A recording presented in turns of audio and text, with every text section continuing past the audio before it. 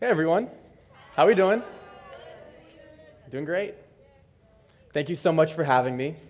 My name is Brian Ford. I'm the host of a podcast called Self-Improvement Daily, and I'm super excited to share this message with you today because it's something that I feel like could really change your life, just like it changed mine. But I'll get to that in a bit. Back in high school, I adopted a mentality called do it for the story. I was in my senior year, and I wanted to get more out of life. I wanted an excuse to put myself out there, and I wanted a way to create opportunity. Throughout my life, I tended to prefer comfort and routine, but I felt like I was just going through the motions to fit in. So my buddy Dan and I vowed to each other to make a change, and just like that, Do It for the Story was born. Let me give you a few examples of what exactly I mean by that. So Dan really liked this artsy, hipster coffee shop called Alta, and for whatever reason, I couldn't stand the thought of it.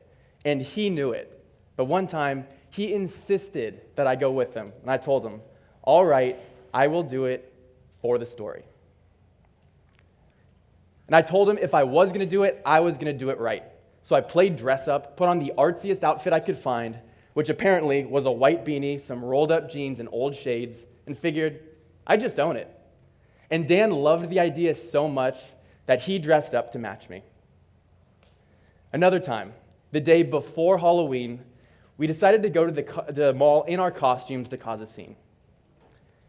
Dan, in his police officer outfit, put my friend in the cape on his shoulders, and the cape went low below his knees, looking like they formed some weirdly tall, awkwardly shaped mega person. And it prompted many people to follow us around and take pictures. These are the things that I did in high school for the story.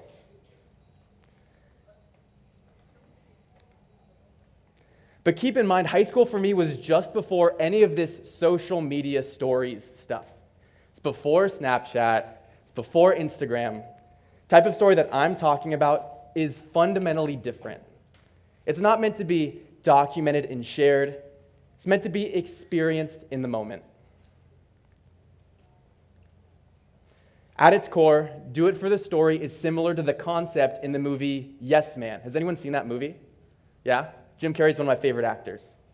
Basically, in the movie, if someone asks you to do something and you have a bunch of reasons or excuses why you don't want to do it, but none of them are any good, then you say yes, and you do it just because. It's about putting yourself out there because you never know what might happen or what might come of it.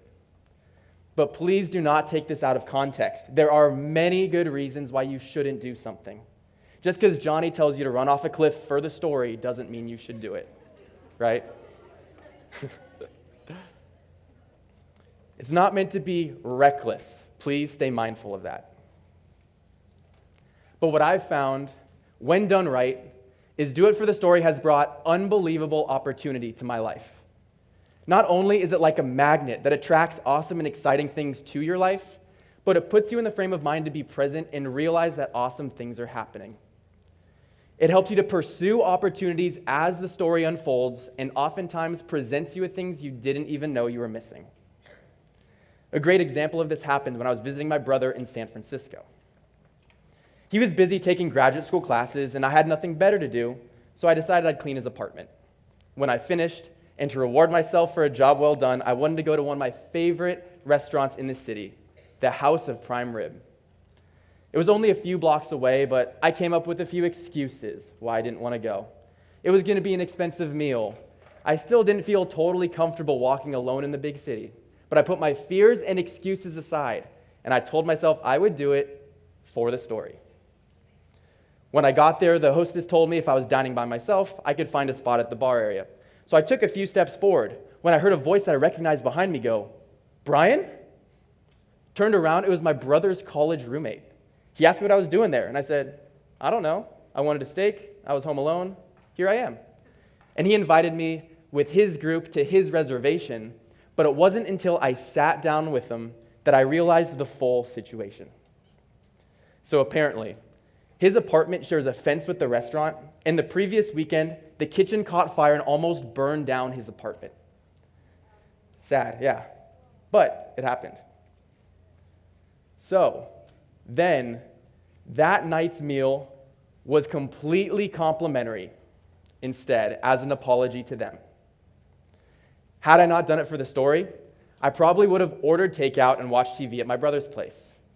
But instead, I got to catch up with an old friend, meet some awesome new people, and oh, by the way, had one of the best steaks in the city for free. The night was full of unexpected surprises, and that is exactly what Do It for the Story is all about. It's about being in the right frame of mind to uncover amazing opportunities and experiences. While the previous examples are more fun and lighthearted, they're not exactly impactful or significant. Well, that is about to change.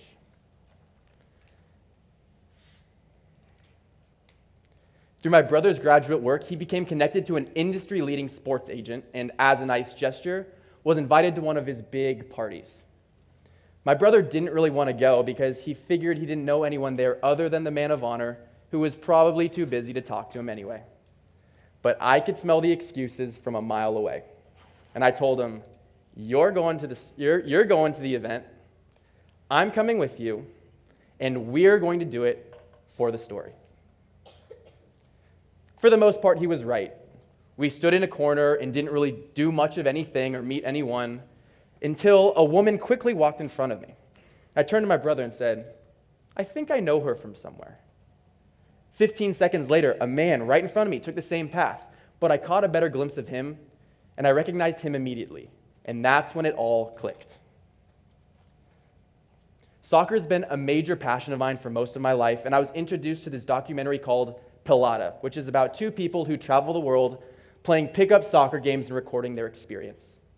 The combination of soccer, culture, and travel inspired me to my core and encouraged me to find pickup soccer games in my own travel.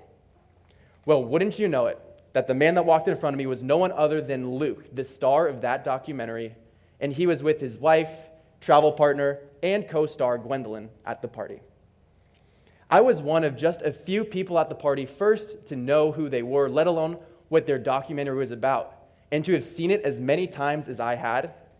So needless to say, I was starstruck. And before I knew it, they were walking in front of me again. So without thinking, I jumped in the way, pulled Luke by the sleeve, and totally startled him. I didn't even know what to say. I hadn't thought it through that far. But then I managed to introduce myself, tell him how much his film inspired me, and then I had a really unique chance to ask him a few questions about what it was like behind the scenes filming the documentary. And I heard a vantage point I otherwise never would have heard. And it was a really fascinating and special experience for me. And of course, you probably guessed it, what brings me here in front of you today is a long domino effect of things that all started because I chose to do it. Do you know why? For the story. Inspired by the movie Pelada, I took a 6-week internship in Medellin, Colombia. And Colombia is far from here. It's in South America. That was a long flight.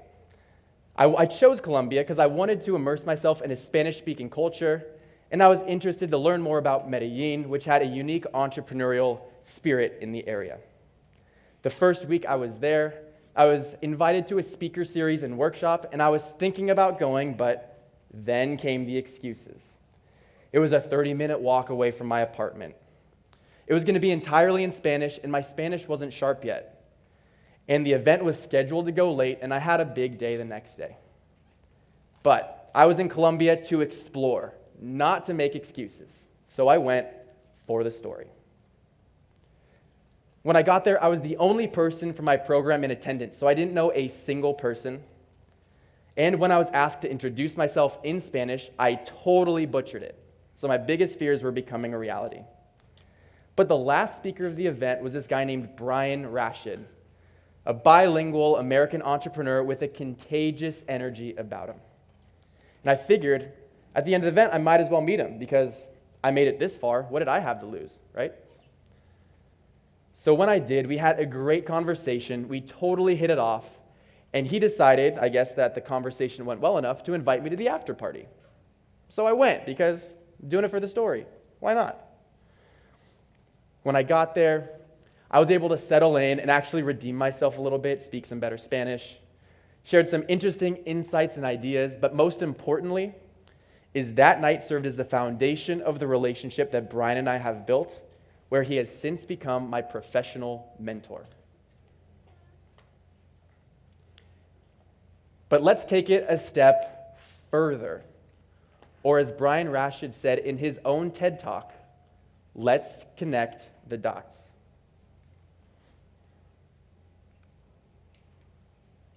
So Brian introduced me to the value of personal branding through his content on Instagram and YouTube. And he told me to watch closely because he said it would be something that would be important in my career as it progressed. So I started watching. And it was through a piece of content that I was introduced to the work of this kid named Manu Goswami, who is a LinkedIn influencer. He's built this awesome community on the platform, and he encourages everyone to build their own community by creating their own content. So I did. And it was through the community that I built and the content that I created that I learned of the work of Gary Vaynerchuk and Mark Metry, both of who are huge in the podcasting space. And they believe if you want to have a digital presence moving forward, you have to have a podcast. So I made one. And it's the growth of that podcast over the last year that got the attention of the coordinators for the event today, who placed me here in front of you. And keep in mind, this all came about because I chose to say yes in Columbia. And now my life has taken a completely new trajectory.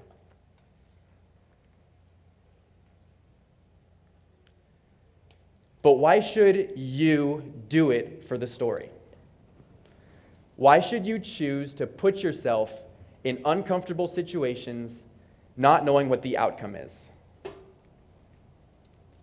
Well, what might result is a chance encounter, a special experience, or a professional breakthrough. It took me from wearing a Tigger costume at a mall to finding a mentor in Colombia. From feeling like a fish out of water at a coffee shop to a TEDx stage. While I don't know what the story will be for you, I can guarantee there will be a story.